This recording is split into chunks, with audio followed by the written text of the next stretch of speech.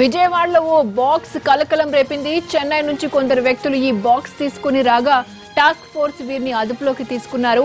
Box లో ప్రమాదకరమైన iridium, uranium material ఉన్నట్టు పోలీసులు అనుమానిస్తున్నారు. బాక్స్ ఓపెన్ చేయడానికి పోలీసులు నిపుణులను పిలుస్తున్నారు. రేడియో ధార్మిక పదార్థాలు ఉన్నాయనే అనుమానంతో బాక్స్ ని రహస్య ప్రదేశంలో దాచారు పోలీసులు. 5 లక్షల రూపాయలు వెచ్చించి ఈ బాక్స్ ని చెన్నైలో కొనుగోలు చేసినట్టుగా నిందితులు చెప్తున్నట్టు పోలీసులు తెలిపారు. నిందితులంతా రైస్ పుల్లింగ్ బ్యాచ్ గా పోలీసులు భావిస్తున్నారు. బాక్స్ పై సస్పెన్స్ కొనసాగుతోంది.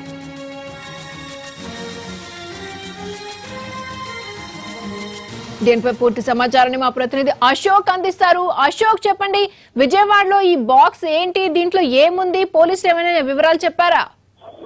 ప్రస్తుతానికి అయితే సస్పెన్స్ ఇంకా కొనసాగుతుంది. క్రాంతి, ఏంటి ఆ బాక్స్ అన్న దాని మీద పోలీసులు కూడా కొంత తర్జన భర్జన పడుతూ ఉన్నారు. ఎవరికి కూడా అర్థం కావటం లేదు. ఎందుకంటే అందులో ఉన్నది యురేనియం అని కాసేపు, ఇరీడియం అని కాసేపు పట్టుబడిన నిందితులు చెప్పిన నేపథ్యంలో పోలీసులు కూడా కొంత బాక్స్ ఇమీడియట్ గా ఓపెన్ చేయడానికి భయపడుతున్న పరిస్థితి కనిపిస్తుంది. ఎందుకంటే ఇరీడియం అయినా లేకపోతే యురేనియం అయినా కూడా రెండు కూడా రేడియో ధార్మిక పరమైనవి కాబట్టి ఈ వెంటనే విపరీతమైన రేడియేషన్ వస్తుందన్న భయంతో వాళ్ళు నిపుణుల సహాయం కోరారు. అందుకని కేంద్రం నుంచి సహకారాన్ని కూడా కోరుతున్నారు. కేంద్రానికి సంబంధించి వీటికి సంబంధించిన నిపుణులు ఎవరైతే ఉన్నారో ఆ బృందాన్ని పంపించాలని విజయవాడ పోలీస్ కమిషనర్ ద్వారకా తిరుమలరావు కూడా ఇప్పటికే కోరటం జరిగింది. ఆ నేపథ్యంలో అటు హైదరాబాద్ నుంచి ఆ బృందం కూడా సాయంత్రం లోపు రాబోతోంది. ఈ లోపు ISWకు సంబంధించిన బాంబ్ స్క్వాడ్ ఈ బాక్స్ ని తనిఖీలు చేస్తుంది. బాక్స్ ని ఓపెన్ చేయొద్దని బాంబ్ స్క్వాడ్ కూడా వీళ్ళకి సూచించినట్టుగా తెలుస్తుంది. కేంద్ర బృందం వచ్చే వరకు కూడా ఎట్టి పరిస్థితుల్లో ఓపెన్ చేయొద్దని చెప్పినట్టుగా తెలుస్తుంది.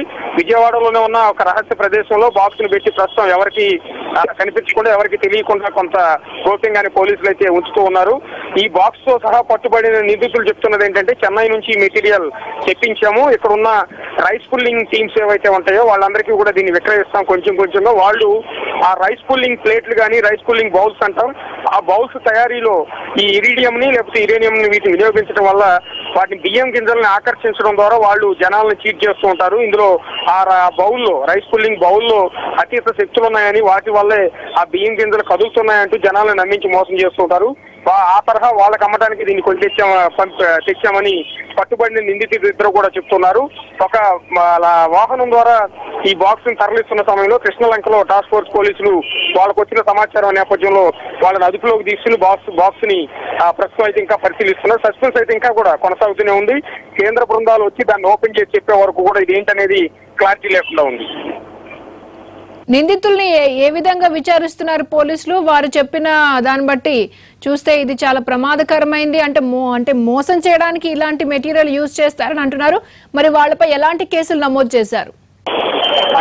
అదంతా కూడా ప్రస్తుతం పోలీసులు కొంత గోప్యంగా ఉంచుతున్నారు. ముందు బాక్స్ లో ఉన్నది యురేనియమా లేకపోతే ఇరీడియమా, ఈ రెండు మెటీరియల్ ఎలా వచ్చింది? ఈ రెండు బయట వ్యక్తులు, ప్రైవేట్ వ్యక్తులకి ఎక్కడ దొరికే అవకాశం లేదు. ఓన్లీ కేంద్ర ప్రభుత్వ పరిధిలో మాత్రమే ఉంటుంది.